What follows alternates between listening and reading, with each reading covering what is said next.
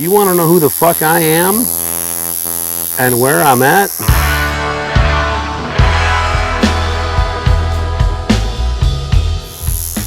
My name is Jack Rudy. We are right now at Goodtime at Charlie's, fucking the Tattooland over here.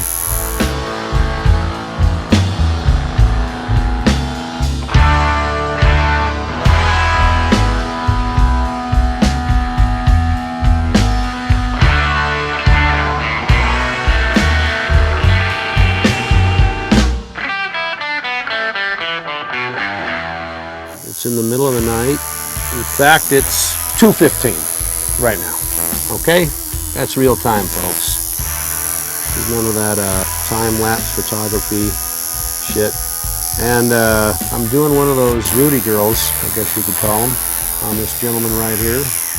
And I use that term very loosely. I wanted to get started a lot earlier in reality, but fucking TJ here had other ideas. He didn't show up till like 5 minutes ago before we started.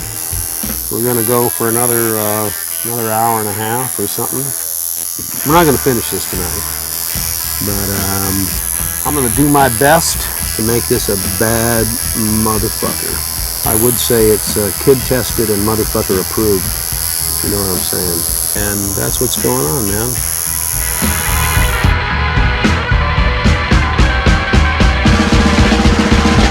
Got another tattoo. Oh, that's a good one. Fuck, I don't know. You know, I just thought it'd be something real fucking cool to do. I always liked tattoos from when I was a kid. Anyway, I just kind of had a natural progression for me because I always dug them, and I didn't think I'd ever end up doing them professionally, but here I am, and here I go.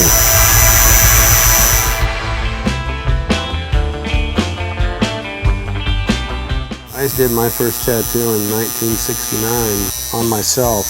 You know, that was my humble beginnings, man. Because then other guys from the neighborhood wanted to get stuff.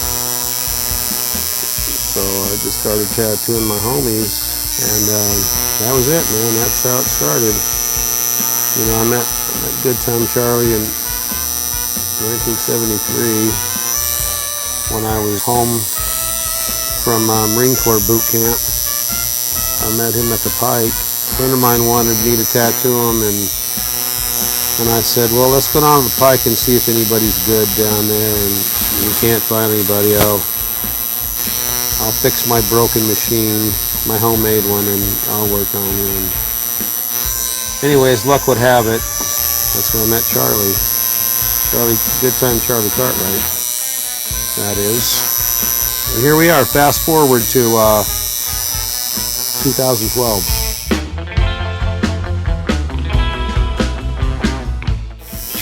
Goodtime Charlie was my main mentor, you know, and that's a guy that I apprenticed with, so, you know, he was my biggest influence for beginning of the tattooing. And then later on, we met Ed Hardy, Bob Roberts, and Mike Malone in '77, and those guys had a big influence on me. And then later on that year, Freddie Negretti ended up joining the East LA team, and he was a big influence on me in the early days as well. And then guys like Greg Irons was one of my biggest influences. He was an underground cartoonist and artist, among other things. Before he tattooed for a few years before his untimely death in 1984, but he was probably my biggest influence of anyone that tattooed. And then, you know, guys like, you know, Philip Liu, also another very big influence. Then even later, you know, guys like Paul Booth and Bob Tyrell. You know, I've had a lot of influences over the years.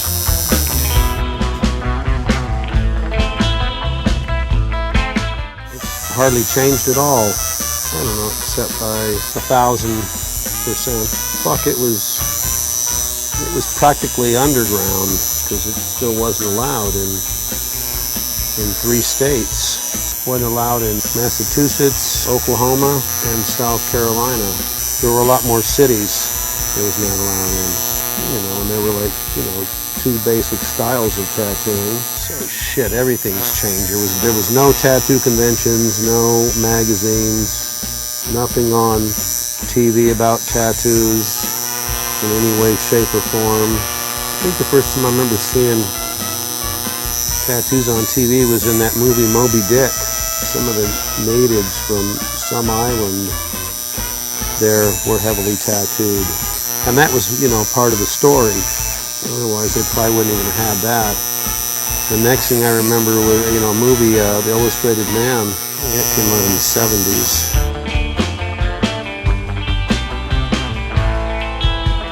No, not the only thing that's been for the better, just the kind of work that's being done.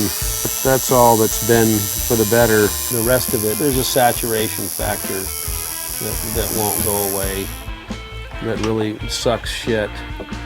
There's just way too many tattooers, conventions, suppliers, magazines, you name it. There's just too many. There's just way too many. And, nobody wants to fucking hear it.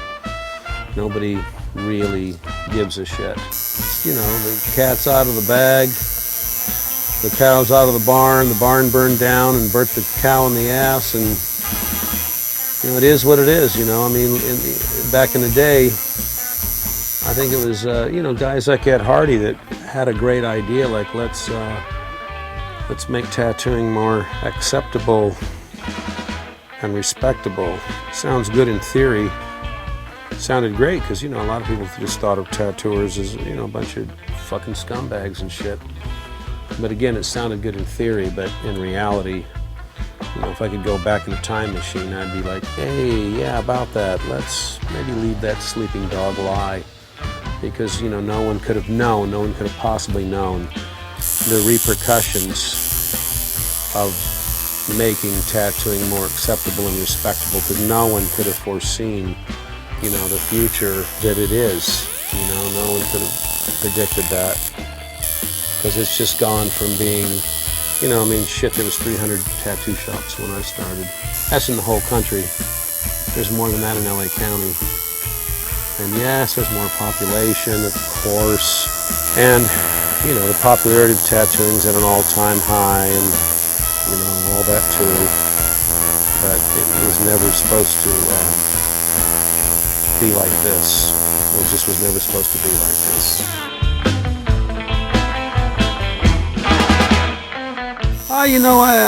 Seriously, I still like it, man, and I've been at this now 37 years, and I haven't got burned out on it yet. I still dig it, man, after all this time, I'm pretty fortunate. My hand is still steady, and I can pull this off. I'm wearing glasses, reading glasses these days. But other than that, feel pretty fortunate to still be able to, keep up with most of those youngsters out there. Because there's just a shitload of super talented guys these days. But it really keeps us old-timers on our toes. Because, hey, you keep up or you get left behind, and if I ever feel like that's happening, then it's time to do something else.